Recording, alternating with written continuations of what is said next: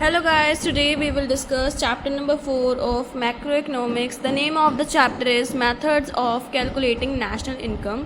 सबसे पहले हम देखेंगे कि टाइप्स या फिर कितने मेथड्स हैं इसको करने के। तो 3 मेथड्स आते हैं। सबसे पहला होता है इनकम मेथड, फिर होता है एक्सपेंडिचर मेथड, फिर होता है वैल्यू एडेड या फिर प्रोडक्ट मेथड। सबसे पहले हम इनकम मेथड की बात करेंगे तो इसकी डेफिनेशन देख लेते हैं। It is the sum total of factor income earned by a normal resident of a country। इसके लिए हमें 3 चीज़ें चाहिए होती है। सबसे पहले हेडिंग है इसकी कंपनसेशन ऑफ एम्प्लॉयज़ या फिर रेमुनेशन ऑफ एम्प्लॉयज़। अगर हमें ये ब्लू वाली लाइन नहीं लिखी हो तो फिर हमें सब हेड्स पे आना पड़ता है। सब हेड्स में से कुछ भी दे रखा हो उनको कैलकुलेट करना होता है। फिर जैसे सबसे पहला आता है wages and salary, wages in terms of kind, retirement pension, employer contribution to social security scheme. ये याद रखना कि ये एम्प्लॉयर्स है, एम्प्लॉयर नहीं है। इसके बाद आता है ऑपरेटिंग सरप्लस। अगर आपके वहाँ पे ऑपरेटिंग सरप्लस लिखा हो तो वेल एंड गुड, अगर नहीं लिखा तो ये सब निकालना होगा जो भी दे रखा हो। रेंट दे रखा हो, रॉयल्टी, इंटरेस्ट, प्रॉफिट में भी यहाँ पे 3 टाइप हैं जैसे dividend, corporate tax, undistributed profit. इसके बाद थर्ड हेडिंग आ जाती है mixed income of self employed, mixed income of self employed. इसके बाद कुछ प्रिकॉशंस आ जाते हैं, precautions while calculating national income by income method. सबसे पहला होता है फैक्टर इनकम। ये इंक्लूड होती है नेशनल इनकम में। जब हम इनकम मेथड से कैलकुलेट करेंगे तो ट्रांसफ़र इनकम इंक्लूड नहीं होती। इलीगल एक्टिविटी, कोई भी थेफ्ट हो वो इंक्लूड नहीं होगा। ऐसे ही इसके बाद कोई रॉयल्टी आ जाए तो वो इंक्लूड नहीं होती। उसके बाद हम समझते हैं कि अगर हमें ग्रोस से नेट में जाना हो तो यहाँ पे हमें जो डेप्रिसिएशन है उसको माइनस करना होगा। अगर ऐसे ही हमें नेट से ग्रोस में जाना है तो डेप्रिसिएशन प्लस हो जाएगा। ऐसे जब हमें डोमेस्टिक से नेशनल में जाना हो तो NFIA net factor income from abroad plus होगा, और नेशनल से डोमेस्टिक में जाना हो तो NFIA माइनस होगा, net factor income from abroad. इसके बाद NFIA का फॉर्मूला होता है factor income from abroad minus factor income to abroad. Factor cost से मार्केट प्राइस में जाने के लिए NIT प्लस होगा, net indirect tax. Market price से फैक्टर कॉस्ट में जाने के लिए NIT माइनस होगा, इनडायरेक्ट टैक्स क्या होगा, माइनस होगा। इसके बाद हमें एक न्यूमेरिकल है, ये देखो एक न्यूमेरिकल है, जैसे यहाँ पे हमें NDPFC निकालना है और NNPFC निकालना है। तो ये एक न्यूमेरिकल है, यहाँ पे हमें कैलकुलेट करना है डोमेस्टिक इनकम को और नेशनल इनकम को। डोमेस्टिक इनकम को हम NDPFC बोलते हैं और नेशनल इनकम को हम NNPFC बोलते हैं। तो ये हमें आइटम्स दे रखी हैं और हमें सबसे पहले ये देखना है कि रेंट जाएगा तो हमने यहाँ पे रेंट लिख दिया और उसकी अमाउंट लिख दी। ऐसे ही डिविडेंड है तो डिविडेंड लिख के उसकी अमाउंट लिख दी, इंटरेस्ट उसकी amount, wages amount, mixed income, फिर यहाँ पे अनडिस्ट्रीब्यूटेड प्रॉफिट भी आ गया, कॉर्पोरेट प्रॉफिट टैक्स भी आ गया, सोशल सिक्योरिटी कंट्रीब्यूशन भी आ गया, और इन सब की हमने यहाँ पे अमाउंट भी लिख दी। और ये हमारा NDPFC निकाल रहे हैं हम, तो हमारा NDPFC ये टोटल आ जाएगा। और अब हमें अगला निकालना है यहाँ पे नेशनल इनकम, जो कि होता है हमारे पास NNPFC। तो NNPFC निकालने के लिए हमारे पास NDPFC तो हो गया, तो जो NDPFC है वो हम यहाँ लिखेंगे। तो अब हम देखेंगे यहाँ पे कि अगर हमें डोमेस्टिक, यहाँ पे देखो ये डोमेस्टिक है और यहाँ पे ये नेशनल है। सो डोमेस्टिक से नेशनल में जाने के लिए क्या सीखा था हमने, डोमेस्टिक से नेशनल में जाने के लिए NFIA प्लस होगा, तो यहाँ पे हमने प्लस NFIA कर दिया। और NDPFC हमारा 19800 आ गया, वो हमने यहाँ पे लिख दिया। और NFIA हमें यहाँ पे 1000 दे रखा है, तो 1000 इन दोनों को प्लस करेंगे तो ये आंसर आ जाएगा। ठीक है, ये आंसर आ गया हमारा 20800, ये आंसर आ गया। ये हमारा टॉपिक था नेशनल इनकम। अब हम करेंगे एक्सपेंडिचर मेथड को। इसके बाद आ जाता है एक्सपेंडिचर मेथड। इसमें क्या होता है, it is the sum total of expenditure on purchase of final goods and services produce in the economy. इसको हम कहते हैं GDP-MP। इसको निकालने के लिए सबसे पहला होता है, हमें चाहिए प्राइवेट फाइनल कंजप्शन एक्सपेंडिचर, फिर हमें चाहिए गवर्नमेंट फाइनल एक्सपेंडिचर। अगर हमें ग्रॉस डोमेस्टिक कैपिटल फॉर्मेशन दे रखा है तो वेल एंड गुड, अगर नहीं दे रखा तो ये हमारे पास दो ऑप्शंस हैं, gross domestic fix capital formation या फिर change in stock. Change in stock का फॉर्मूला होता है closing stock minus opening stock. इसके बाद आता है नेट एक्सपोर्ट। नेट एक्सपोर्ट का फॉर्मूला होता है एक्सपोर्ट माइनस इम्पोर्ट। प्रिकॉशंस क्या है, जो expenditure on final goods and services included, expenditure on intermediate goods not included, second hand goods will not included, shares and bonds not included. अब एक example है, numerical है, जहाँ पे हमें GDP-MP और NNP-FC निकालना है और ये हमारे पास कुछ आइटम्स दे रखी हैं। सबसे पहला देखते हैं, यहाँ हमें दे रखा है private final consumption expenditure 54,000। So yes it will be calculated in GDP-MP। ये हम लिखेंगे यहाँ पे, तो हम यहाँ पे लिखेंगे 45,000। इसके बाद हमारे पास आ जाता है gross final consumption expenditure. Yes it will also added. Next आ जाता है हमारे पास gross domestic fixed capital formation, ठीक है। इसके बाद आ जाता है हमारे पास चेंज इन स्टॉक, तो प्लस चेंज इन स्टॉक। फिर इसके बाद आता है हमारे पास, ये देखो, इसके बाद आता है हमारे पास net factor income from abroad. इसका अमाउंट आ जाएगा 5,000 इसका, ठीक है। तो यहाँ पे हम लिख देंगे प्लस 5,000 और इन सबको प्लस करेंगे तो ये हमारे पास कुछ ये आ जाएगा, ठीक है। अब हम निकालेंगे NNP-FC। NNP-FC निकालेंगे, NNP-FC निकालने के लिए हमारे पास GDP-MP आ गया, तो हम यहाँ लिख देंगे JDP-MP। अब आप देखो कि ग्रॉस से नेट में जाना है तो माइनस डेप्रिसिएशन, डोमेस्टिक से नेशनल में जाना है तो प्लस NFI हो जाएगा। अब MP से FC में जाना है, मीन्स मार्केट प्राइस से फैक्टर कॉस्ट में जाना है तो माइनस NIT हो जाएगा। सो अब इन सब चीज़ों को पुट कर देते हैं। GDP-MP हमारे पास, फिर माइनस हमारे पास डेप्रिसिएशन कितना है 7,000, प्लस NFI कितना है 5,000। इसके बाद हमारे पास 3,000 का NIT है, और इन सब को जब हम करेंगे तो हमारे पास जो आंसर आ जाएगा वो आ जाएगा 14,500 आंसर आ जाएगा। इसके बाद हम करेंगे वैल्यू एडिड मेथड।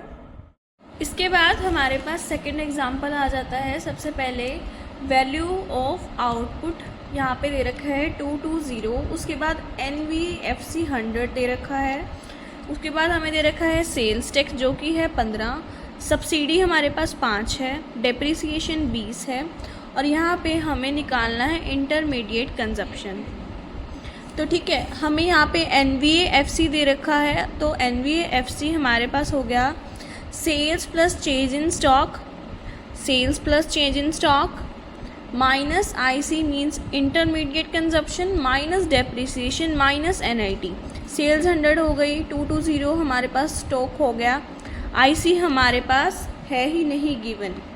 इसके बाद हमें क्या करना है, यहाँ पे हम लिखेंगे ब्रैकेट लगा के कि हमारे पास यहाँ पे डेप्रिसिएशन 20 है, और इसको हम ब्रैकेट क्लोज कर देंगे। इसके बाद हम यहाँ पे लिखेंगे 15 माइनस 5, मतलब सेल्स टैक्स माइनस सब्सिडरी, यही फार्मूला होता है। इसके बाद हम दोबारा से करके देखेंगे कि 100 इज इक्वल टू 220 प्लस 20, ठीक है, और प्लस 10 इज इक्वल टू आई सी। तो जो हमारे पास आई सी आ जाएगा वो आ जाएगा हमारे पास 90 लाख। कितना आ जाएगा? 90 लाख। तो अब मैं तीनों मेथड्स के एक एक क्वेश्चंस और करा रही हूँ फॉर योर प्रैक्टिस। अब हमें यहाँ पे निकालना है gross national product at market price, और यहाँ पे निकालना है net current transfers from abroad, जो कि सिलेबस का पार्ट नहीं है, सिर्फ एक चीज़ निकालनी है। प्राइवेट फाइनल कंजप्शन एक्सपेंडिचर होता है, फिर डेप्रिसिएशन बाद में आ जाएगा, नेट डिस्पोजेबल वाला भी बाद में आ जाएगा। क्लोजिंग स्टॉक हमारा क्लोजिंग स्टॉक दे रखा है तो देखते हैं, ओपनिंग स्टॉक भी दे रखा है तो closing stock minus opening stock हो जाएगा। उसके बाद गवर्नमेंट फाइनल कंजप्शन एक्सपेंडिचर दे रखा है, एनआईटी बाद में आ जाएगा। उसके बाद हमें यहाँ पे अब इन सबको प्लस करेंगे तो हमारे पास जीएनपीएमपी निकाला था, और अब हमें यहाँ देखना है कि डेप्रिसिएशन प्लस हो रहा है तो इसका मतलब हम नेट से ग्रॉस में जा रहे हैं, और यहाँ पे दिखा रखा है कि NFIA माइनस हो रहा है। जब NFI माइनस होता है तो नेशनल से डोमेस्टिक में जाते हैं, तो हमारे पास यहाँ पे आंसर आ जाएगा 1535। हमें नेशनल इनकम निकालनी है और प्राइवेट इनकम निकालनी है, जिसमें से हमारा प्राइवेट इनकम सिलेबस में नहीं है और नेशनल इनकम सिलेबस में है। तो नेशनल इनकम निकालने के लिए इनकम मेथड यूज होगा ना। तो सबसे पहले देखते हैं कि वेजेस और सैलरी ऐड होते हैं, net current transfers to abroad नहीं होते, NFI बाद में होगा, ठीक है। यहाँ पे प्रॉफिट होगा, ये नहीं होगा, सोशल सिक्योरिटी वाला होगा, ये नहीं होगा, फिर ये भी नहीं होगा। यहाँ पे रेंट, इंटरेस्ट, रॉयल्टी, इन सबको कर देंगे तो हमारे पास इन सबको करेंगे और माइनस करेंगे NFIA क्यों माइनस करेंगे? क्योंकि हमें नेशनल से डोमेस्टिक में जाना है, NDPFC हो जाएगा ना, तो हमारा आंसर आ जाएगा 2040 CR। ऐसे ही नेक्स्ट क्वेश्चन में मूव करते हैं। तो यहाँ पे लिखा है कि नेशनल इनकम निकालनी है और नेट नेशनल डिस्पोजेबल इनकम निकालनी है, जो कि हमारे सिलेबस में नेट नेशनल डिस्पोजेबल इनकम नहीं है, ठीक है। सो अब देखते हैं, सबसे पहले NIT और NFI बाद में आती हैं चीज़ें, ये वाला भी नहीं आता, ठीक है। ये हमारा माइनस में आता है, net imports. Private final consumption expenditure plus होगा, government final consumption expenditure plus होगा, gross domestic capital formation plus होगा, ठीक है। इन सबको प्लस करेंगे, 1 2 3 4, इन सबको चीज़ों को प्लस करने के बाद हम माइनस करेंगे नेट इम्पोर्ट्स को, ठीक है। तो हमारे पास जो आंसर आएगा वो 8800 आ जाएगा। और अब हम निकालेंगे नेशनल इनकम, जिसको हमारा GDPMP तो निकल ही गया, तो नेशनल इनकम क्या होता है हमारा? NNPFC। अब यहाँ पे डेप्रिसिएशन माइनस हो जाएगा इस करके, और इससे ही हमारा NFIA भी माइनस में चला जाएगा क्योंकि हमें नेशनल से डोमेस्टिक में जाना है। NIT भी माइनस होगा क्योंकि मार्केट प्राइस से फैक्टर कॉस्ट में जाना है। तो ये हमारा GDPMP आया था, GDPMP हमने यहाँ लिख दिया। कंपनसेशन ऑफ फिक्स्ड कैपिटल हम बोलते हैं डेप्रिसिएशन को, तो 150 हमारा डेप्रिसिएशन आ गया, और इधर NFIA हम 50 माइनस कर देंगे, 800 के हमारे आ जाएंगे यहाँ पे NIT इनडायरेक्ट टैक्सेस, तो 7900 CR हमारा आंसर आ जाएगा। यहाँ पे हमें अब ऑपरेटिंग सरप्लस निकालना है, तो सबसे पहले हमारे पास रियलिटी आ जाएगा 5 रुपये, ये हमें करना है।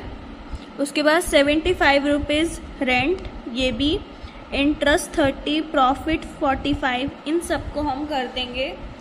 अब यहाँ पे कॉमन मिस्टेक में लिखा है students generally add dividend along with profit.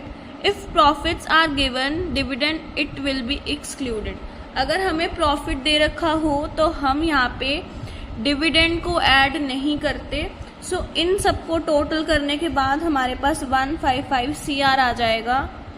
इसके बाद हमारे पास अगला क्वेश्चन आ जाता है कि हमें कंपनसेशन ऑफ एम्प्लॉयज़ निकालना है, COE निकालना है हमें यहाँ पे. COE निकालने के लिए सबसे पहले हम देखेंगे कि हमें वेजेस और सैलरी दे रखी हैं, तो वेजेस और सैलरी 60,000 की आ जाएंगी. इसके बाद rent free accommodation for employees ये भी आ जाएगा. ओल्ड एज पेंशन यहाँ पे नहीं आएगी. इसके बाद employers contribution to provident fund भी ऐड होगा.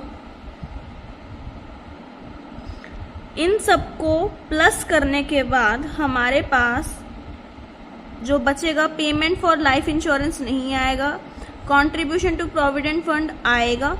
इन सबको प्लस करने के बाद हमारे पास 97,500 CR आंसर आ जाएगा. ऐसे ही एक इधर क्वेश्चन दिखा रखा है, यहाँ पे हमें निकालना है estimate the value of nominal gross domestic product for a hypothetical economy. The value of real gross domestic product and price index are given as 500 CR and 120 respectively. तो हम सबसे पहले नॉमिनल GDP लिखेंगे और यहाँ पे लिखेंगे रियल GDP. रियल फिर नॉमिनल का पता ही है आप सभी को फॉर्मूला क्या होता है. फिर यहाँ पे real GDP multiply price index upon में 100. 500 हमारे पास रियल GDP है तो 500 आ जाएगा. प्राइस इंडेक्स हमारे पास 125 है तो 125 नीचे आ जाएगा 100 और यहाँ पे आ जाएगा हमारा 625 CR. नेक्स्ट क्वेश्चन देखो. नेक्स्ट क्वेश्चन में कहा गया है कि NNP MP निकालना है और डिस्पोजेबल इनकम. डिस्पोजेबल इनकम हमारे सिलेबस का पार्ट नहीं है, सो हम निकालेंगे NNP MP. उसके लिए हमें वेजेस और सैलरी, अनडिस्ट्रीब्यूटेड प्रॉफिट नहीं चाहिए, रेंट हमें चाहिए, कॉर्पोरेट टैक्स नहीं चाहिए, पर्सनल इनकम नहीं चाहिए, इंटरेस्ट हमें यहाँ पे चाहिए, NIT बाद में, NFI हाँ जी, प्रॉफिट चाहिए और सोशल सिक्योरिटी ये चाहिए. इसके बाद हम इन सबको प्लस कर देंगे और प्लस करने के बाद हम क्या करेंगे, यहाँ पे हम करेंगे कि NNP MP हमें चाहिए था, ठीक है, और हम जाएंगे यहाँ से NDPFC में जाएंगे. तो NDPFC में जाएंगे, आप सभी को पता है कि क्या होगा. इसके बाद डोमेस्टिक से हम नेशनल में जाएंगे और FC में हम MP में जाएंगे. तो यहाँ पे प्लस NFI और प्लस NIT, प्लस NFI हो जाएगा और प्लस NIT हो जाएगा. इन सबको जब आप कर देंगे तो आंसर आ जाएगा 2970.